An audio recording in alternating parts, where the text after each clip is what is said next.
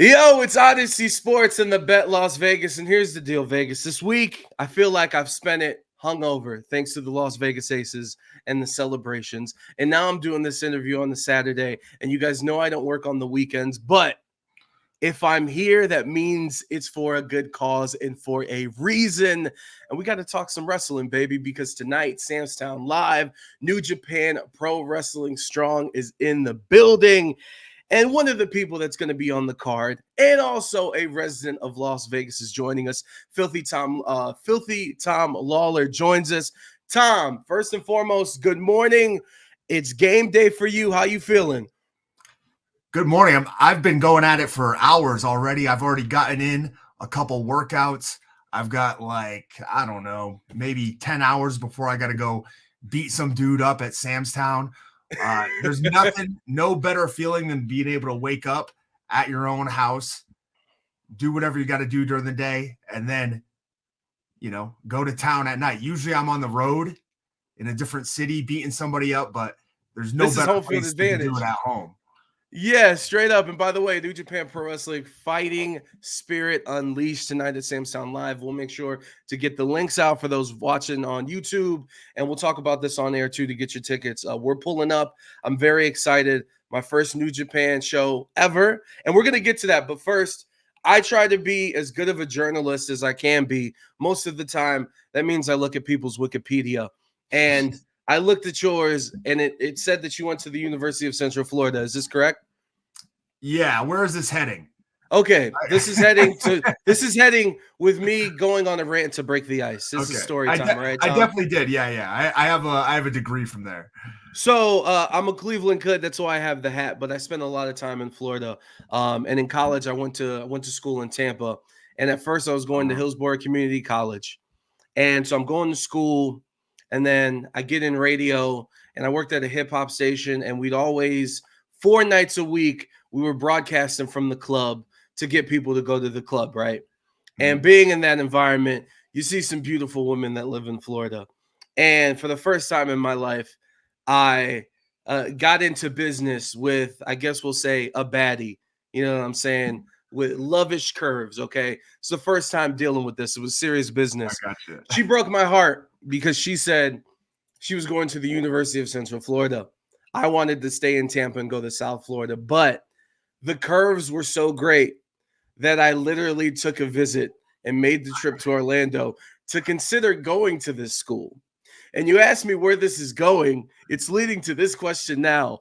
To me, looking back at it, the curves were solid, and I understand, but that would have been crazy if I would have went to school there specifically for that. What's the craziest thing you've done for love? That was not the question I was expecting to get thrown my way after that. I thought you were gonna say something. I was gonna put over, how hot the girls are at UCF. I was gonna say, even if you went out there and things didn't work out with that girl, there's plenty of them. I've been butt naked in the streets trying to get some action. So really, yeah. Usually I'd call the cops, but in this thing, I'd be like, no, I support this. I support this. Yeah, no, these are the exact type of questions that are going to get you ready for your fight later tonight. And one more. The outfit is remarkably almost the same. Actually, very little clothing. I'm trying to grab a hold of someone else, and Yeah, no, I totally get it. And before we get into the wrestling, I do want to ask you one more thing, because since you do live here in Las Vegas, I have an agenda I've been pushing the past year that Las Vegas is the sports capital of the world. When you consider all the championships the city's won, the Super Bowl coming to town, the MMA, the boxing, the wrestling, like all this stuff that happens here, would you agree with that? I'd like to think so. I mean, as far as I'm concerned, the most important sports in the world are the ones where you fight another dude. And the UFC is based here. There's so much boxing that happens here. Dudes are fighting all the time. Now we've got the Aces, right? Back-to-back champs. We've got the Golden Knights. Who knows? I mean, how many championships in a row they can win? They're lighting it up this year. The We won't talk Raiders are about the other really teams, but whatever. the Raiders are really everyone's stepchild. Yeah. They're Harry Hey, Potter. everyone loves those aviators. We got the aviators. We got the Nighthawks in Henderson. Yeah, You know? there's too much. There's too much. Shout out to the Aviators though. And all right, let's get into some wrestling. Tom, I told you earlier, I've never been to a New Japan show. I'm bringing my 5-year-old son. This is going to be like his second wrestling event as well. Can just very simply, what can I expect tonight? What you can expect is to see some of the best action when it comes to combat sports, when it comes to athleticism, when it comes to just, quite frankly, putting on a show. New Japan Pro Wrestling has some of the best professional wrestlers on the planet, bar none. You know, this is a very specialized skill. It's a very specialized sport. And there's not a lot of people on the planet that really can compete at the level of the athletes of New Japan when it comes to pro wrestling. So you're going to see high flying. You're going to see dudes jumping off the top rope. You're going to see sweat flying off people's faces as they get hit with a forearm. You're going to see pageantry. You're going to see great costumes. You're going to see showmanship. There's nothing like a variety show live, and nobody does variety shows and shows better than Las Vegas. And in my opinion, nobody does pro wrestling better than New Japan. And you talk about it being specialized. One thing I do want to ask you with your background, of course, of MMA, of professional wrestling, is when you think of New Japan, and strong is literally in the name, like that strong style is what it's infamous for, right? For you, is that style of wrestling your preferred? Because I know it beats you up, but I imagine there's also like, nah, this is where I should be, and this is how I should be doing it type energy. Is that true? For sure, for me, at least, you know, everybody has different styles. You're going to see like the main champion right now in New Japan is Sonata, who, you know, he's like acrobatic, he's athletic, he's agile. You're not going to see that sort of stuff out of me. You know, I have an MMA background. I was in the UFC for 10 years. And to me, the thing that gets me excited, the thing that, you know, gets my rocks off is seeing dudes get mashed in the face, seeing them getting slammed, you know, seeing dudes in pain.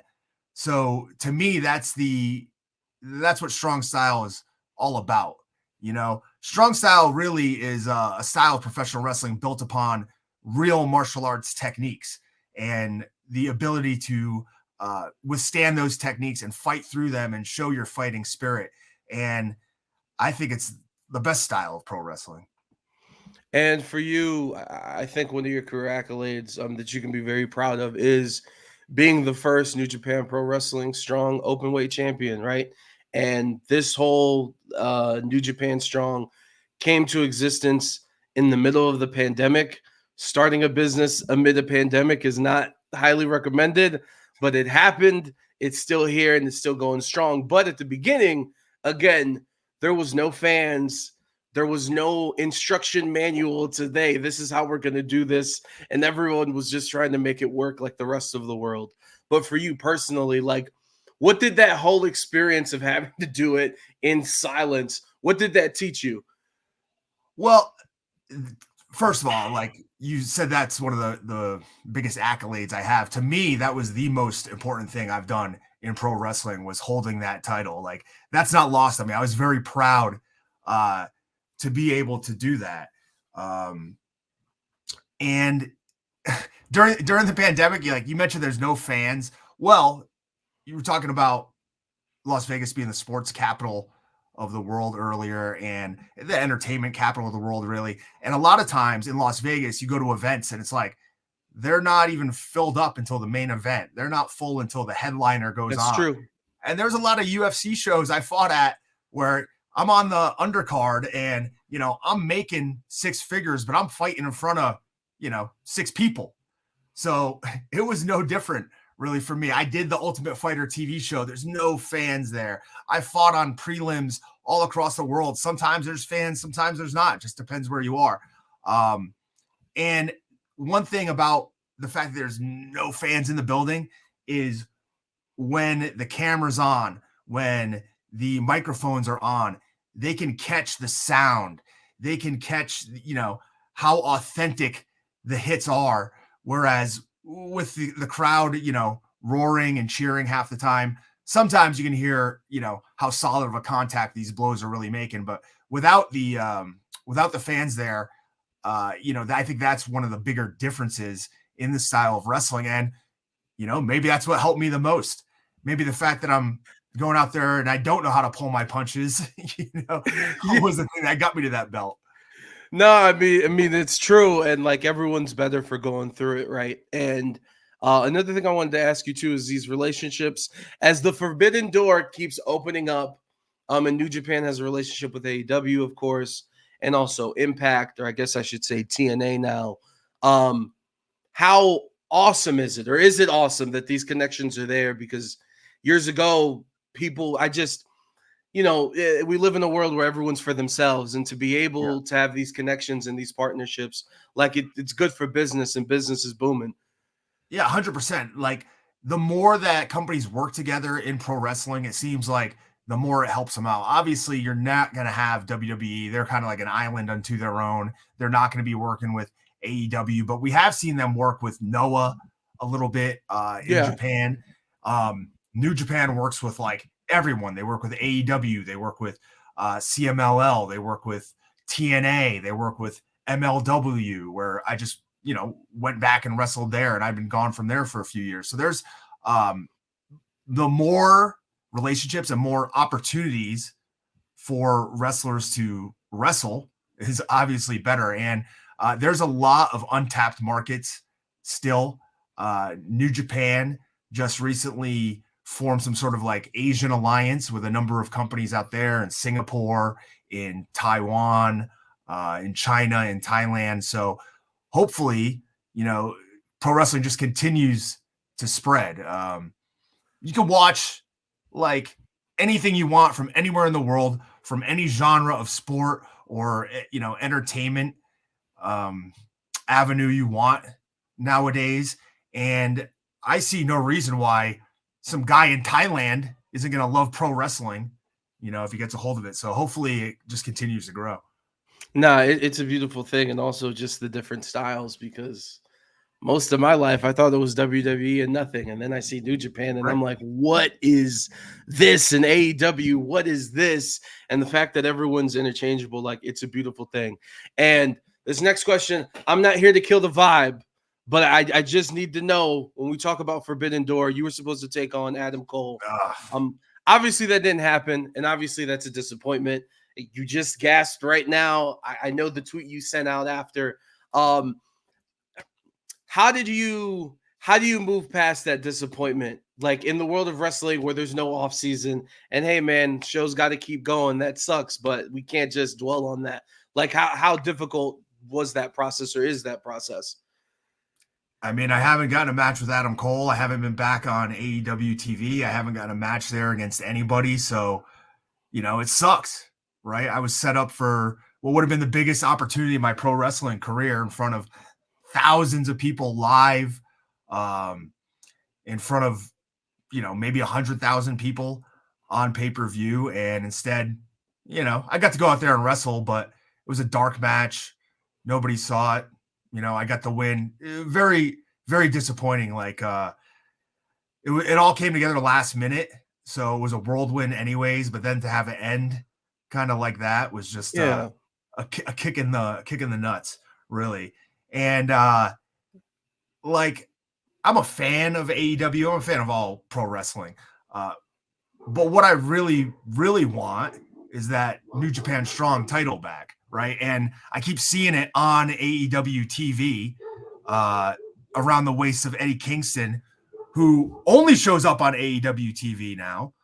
He just had a feud over the ROH title with a guy who, he was fighting because that guy left the independent scene high and dry, didn't finish up his commitments. And now Eddie Kingston takes himself off the road and is just defending that belt in AEW. Makes me sick. What I did when I was the champ was I increased my schedule. I started wrestling more places.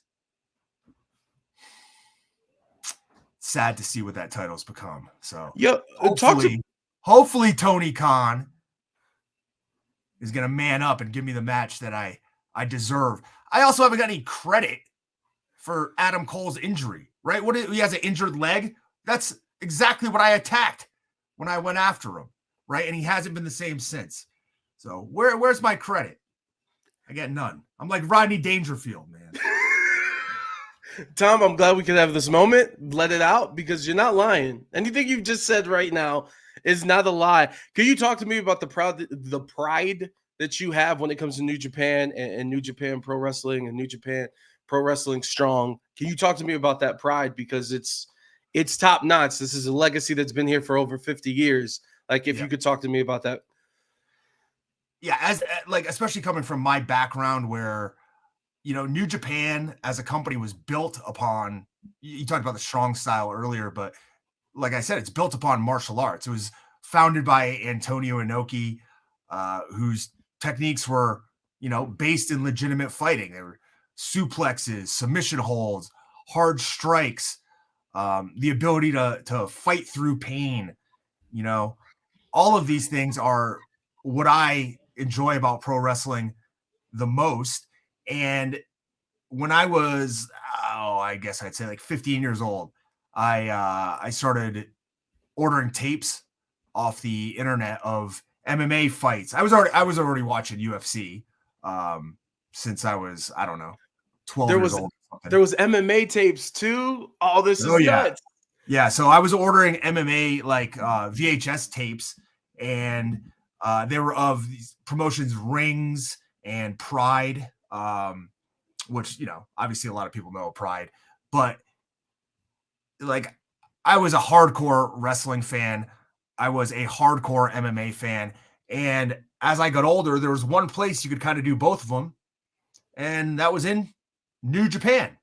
So from about the age of, I'd say 18 or 19, it was always my goal to wrestle for New Japan. And now that I've done that, it's my goal to go further in New Japan. I think it's pretty obvious that I like wrestling there. Like, I think it's the best company on earth, and I'm more than happy to be a part of it. I've gone through situations in my career with the UFC where you get kind of treated like a number. You feel like you're not valued, and sometimes that happens in pro wrestling as well. But the camaraderie and just the vibe of New Japan Pro Wrestling is the best. Hey, let me first off, hold on, because I want to piggyback off of what you just said right there, and let me reset because we're going over time, and I'm going to wrap this up because we could talk for like 2 hours. Philly Tom Lawlor joining us, New Japan Pro Wrestling Fighting Spirit Unleashed tonight. If you're listening to this on the radio tonight, Samstown Live, we will be in the building. This gentleman, Tom Lawlor, will be taking on Gabe Kidd, and you talk about the camaraderie and the pride that everyone has in the locker room. Coming from UFC, I think it struck me. It struck me when I heard Ronda Rousey when she talked about when she first got into professional wrestling and she signed the deal and was dedicated and doing this. She talked about how walking into an arena, being a UFC fighter, her mentality was it's me against the world because everyone in this building wants to see me lose, and that's the mentality I had to have to go out there and fight and do what I had to do. Whereas professional wrestling, like, look, at the end of the day, obviously egos are involved, but the goal should be to sell them as much tickets as possible and to put on a good show for those watching at home and for those in the building, right? The adjustment of the locker room of it's everyone for yourselves in UFC or MMA compared to, yo, we have a show to put on and there's a whole bunch of pieces that need to come together to make that happen. Yeah, I love this question because I'll get asked this at like wrestling shows. People will be like, hey, what's it like? What's the locker room like backstage at a UFC event? It's like, what do you mean? Like, you're not hanging out with these people. You're not you and your team. You're not, yeah. It's you and 3 dudes who you've been talking to all week. Maybe you see like the other team, you know what I mean? And you like wave at them like, oh, okay, yeah, we'll see you in a couple of days. Head nod. Yeah. One of these, I see you. maybe you talk to like teams of guys that aren't in your weight class because they're not a threat, but it's like polar opposites, right? In pro wrestling, and like you mentioned, there's obviously egos get involved in anything, right? So there's going to be people who will backstab you in pro wrestling. There's people who will lie to your face. There's people who will straight up, be blatant about not wanting to help you. So you get kind of the same personalities, but you just don't even like interact with them in the MMA world. Everybody is out to get you, like Ronda Rousey was saying. And like, if you go in with a different mindset than that, it can really screw you in the long run. Nobody in MMA is above fighting their friend for money. There was times where I would be like, I don't want to fight that guy. I like that guy. But, at the end of the day, if you ask me right now, I don't give a shit. You know what I mean? Like, it's all about making money. So it's like the starkest contrast you could have. They are not even on the same planet when it comes to how people act backstage in wrestling and how they act in MMA. And it's weird because like, I can't tell you that one subset of people is more insane than the other. They're both just nuts. You know what I mean? In different ways. Well, and not only that, the thing I find even more interesting is you just said it. You said it's a team, and that team is just me and two other dudes. It's a group of four you walking in. Whereas, like in team sports, a lot of teams have that mentality. The Aces, it was Las Vegas against the world, right? Yeah. But you're traveling as a team, so it's at least, 20, 30? If it's a football team, it's 90 of you and the staff. Yeah. This is like you and three other people and 20,000 people, and it's fascinating. And before we get out of here, a more serious question. John Moxley did an interview with The Messenger. I believe it came out yesterday. Yeah. And he got real honest about a couple weeks ago. It was a scary incident watching it on TV. He got banged up, had to go through concussion protocol and everything. And he kind of said that there should be a new system in place during matches where basically, to paraphrase what he said, is that when the ref hits the red button, the imaginary red button, the match stops. It doesn't matter the circumstance, and we tend to whoever needs to be tended to. What's your opinion on that? Because that incident in particular, they didn't know. They reset it. They did the move again. We don't know what condition he was right in that moment, and it was a scary thing looking back at it now. You cannot leave those kind of decisions up to the wrestlers. I mean, I'm sure I haven't seen the full quote or what he said, but I'm sure he's aware enough to even say that you can't let him make the decision to keep going or not in that instance. And what they probably should do, and I'm a proponent of this, I don't know who I would even talk to, but I myself go to the Lou Ruvo Brain Institute, which is here in Las Vegas. And they have a large scale study done with fighters, boxers. I think they have maybe PBR bull riders in there as well, but like hundreds. Well, they're also owned by the same company as UFC now, so that's probably they got in. But they have like a couple hundred, athletes that they monitor and they keep track of over the years. And AEW should be doing that. WWE should be doing that, whether it's their own kind of in-house thing, which, leads to more problems sometimes. More gray area. Because you're in control of it. Or if it's working with like the Cleveland Clinic, Lou Ruvo Brain Health Institute, which they should be doing, and sending the guys for their baseline testing each year.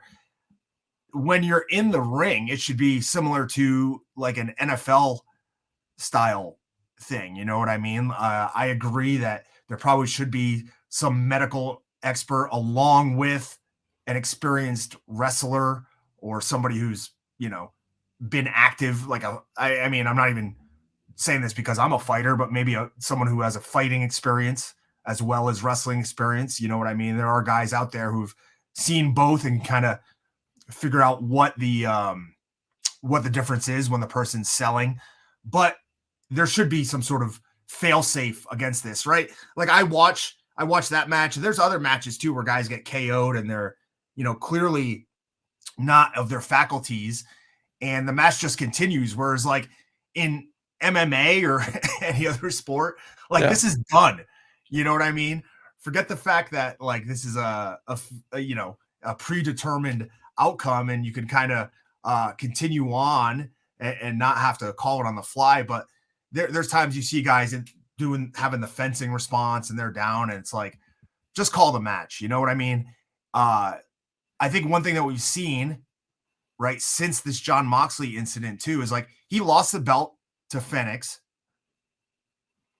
The championship's now back on Orange Cassidy, and nobody's making a huge issue over it. You know what I mean? People kind of understand the deal, and in fights, sometimes the better fighter gets flash KO'd. You know what I mean? Yeah. And loses. Like these sort of things, it's not insurmountable odds that you can't come back after like a loss from one of these flash KOs. So I think it's the right thing to do. I think it's something that the pro wrestling industry should probably move towards. No, 100%. That's like I kind of felt like, we need to talk about this on a serious note. And look what we've covered. And we got to get out of here. Look what we've covered. We've covered love. We've covered wrestling safety. We've covered the history of New Japan. We've covered Forbidden Doors. This is good stuff. Tom, we need to do this in studio with the proper lights, the 4K, and do this properly. It's been a pleasure. And thank you for spending some time with us before tonight. Yeah, no, thank you for having me on. Hopefully, if anybody can make it out tonight, Fighting Spirit Unleashed, New Japan Pro Wrestling at Sam's Town, I promise you will get your money's worth.